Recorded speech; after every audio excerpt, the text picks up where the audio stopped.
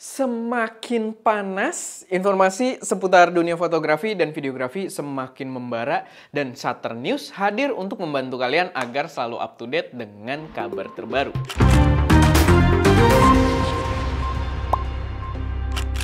Episode Shutter News kali ini disupport oleh toko kamera online kamera.co.id. Masih belum kelar, kayaknya kita ngomongin rumor nih. Karena informasi pertama ini masih berkaitan dengan rumor lagi. Kali ini ada rumor dari Sony Alpha Rumor yang katanya Sony mau ngeluarin kamera jajaran ZV dengan sensor full frame. Sebenarnya agak nyebelin ya rumor Sony ini, banyak banget. Kemarin A7C Mark II, terus ada rumor lagi bakal ada kamera baru tapi bukan A7C Mark II yang gua sempat kepikiran karena disebutnya kamera penting yang bakal keluar, gue jadi kepikiran kalau itu bakal jadi lanjutannya A6600. Tapi sekarang tanpa diduga rumornya berkembang lagi, malah katanya yang bakal keluar adalah kamera ZV bersensor full frame. Sebenarnya masuk akal karena Sony punya kamera compact full frame bernama Sony RX1 yang hidupnya udah nggak jelas juga perkembangannya, dan mungkin ZV ini buat mereplace kamera tersebut, si ZV yang full frame ini. Mungkin. Tapi gimana menurut kalian? Karena balik lagi itu rumor aja, belum terlalu jelas juga, rumornya juga kayak masih ngawang-ngawang. Cuman ya, silahkan kalian taruh kolom komentar kira-kira Sony meluncurkan kamera apa dalam waktu dekat. Taruh pendapat kalian. Selanjutnya tanggal 8 Februari kemarin Canon meluncurkan dua kamera barunya, yaitu adalah Canon R8 dan R50. Opsi RF APS-C paling low budget dan entry level full frame dengan fitur melimpah. Mungkin gue harus explain dulu kalau yang full frame itu yang R8 dan yang APS-C-nya R50. Karena R8 full frame cuman namingnya agak membingungkan ya, karena R7 itu APS-C dan ya R8 ini dia full frame. Kedua kamera ini benar-benar menarik banget karena terkesan minim triple hammer yang biasanya tuh lumayan terkenal kalau Canon itu ngurang-ngurangin fiturnya. Cuman di sini keduanya menurut gue itu menarik, ada improvement yang signifikan juga. Bahkan di R8-nya sebagai kamera mirrorless full frame entry level, dia somehow membawa warna Silhouette 3, gue sampai kehabisan napas gitu ya. Membawa warna Silhouette 3 yang Canon tuh biasanya pelit soal lock profile gamma gitu kan. Dan mampu merekam 4K 60p tanpa ada cropping.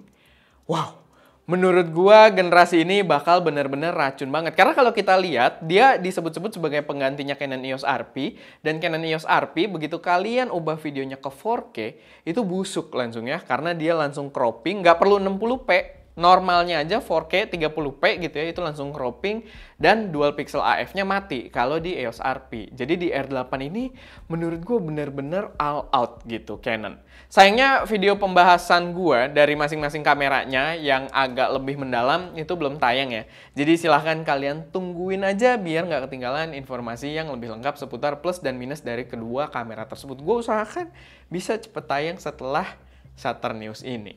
Lanjut lagi, Sigma kemarin meluncurkan lensa 50mm f1.4 DigiDN Art Lens yang tersedia pastinya buat mounting Sony E-mount dan juga L-mount Alliance.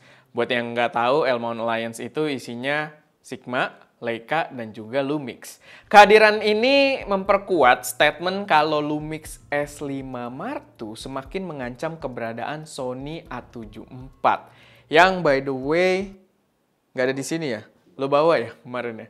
Ya itu, yang by the way kita lagi ada juga on progress. Mungkin kita bakal bahas juga dalam waktu dekat. Walaupun ya manage ekspektasi karena kita agak kelimpungan juga karena banyak yang dibahas. Tapi lagi ada gitu dan dia cukup mengancam Sony A7 IV.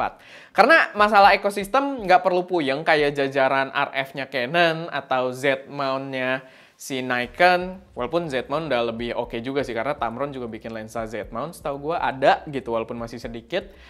Karena di Lumix ini udah jelas-jelas kalau Sigma dan Lumix berada dalam satu tim, yaitu L-mount Alliance yang memperkuat kemungkinan lensa-lensa menarik untuk datang di sistemnya Lumix full frame.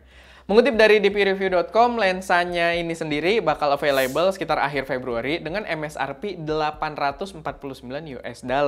Dan menurut gua, itu harga yang masih sangat reasonable buat spek lensa full frame bokeh dan berada di jajaran Artnya Sigma, jajaran flagship mereka. Cukup menarik menurut gua buat kita nantikan, both untuk user Sony maupun user Lumix full frame. Next, tiba-tiba ada DJI yang tiba-tiba meluncurkan drone baru lagi. Tapi bukan drone high-end, mereka meluncurkan drone dari seri mini yang benar-benar affordable, yang mungkin ya beberapa dari kalian atau kebanyakan dari kalian akan tertarik gitu. Karena biasanya kalau yang low budget, gua sendiri pun lebih tertarik gitu kan. Jadi yang diluncurkan ini tapi bukan drone yang benar-benar baru, bukan drone brand new dengan desain baru lagi, melainkan pembaruan dari DJI Mini 2 dengan nama DJI Mini 2 SE.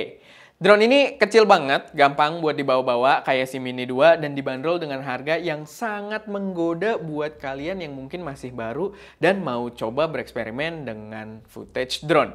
Karena dia di Indonesia itu harganya juga langsung keluar pas peluncuran kemarin, dia dijual seharga 5,9 juta rupiah buat versi standar dan 7,9 juta rupiah buat versi Fly More Kit combo dengan baterai ekstra. Itu affordable banget buat kalian yang pengen coba buat main drone gitu ya. Karena 7,9 juta udah versi Fly More Kit. Itu mengingatkan gue kemarin beli Mavic 3 Classic yang Fly More Kit-nya, dia kan dijual terpisah ya. Fly More Kit-nya doang itu 2 baterai, tas, lalu charger.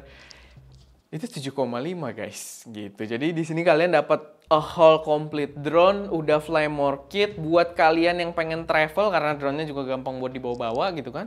Menurut gua good deal banget.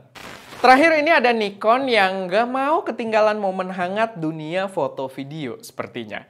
Mereka kemarin juga meluncurkan Z-mount prime atau lensa fix untuk Z-mount baru, lensa native, yaitu 85mm f1.2 dan 26mm f2.8 pancake lens.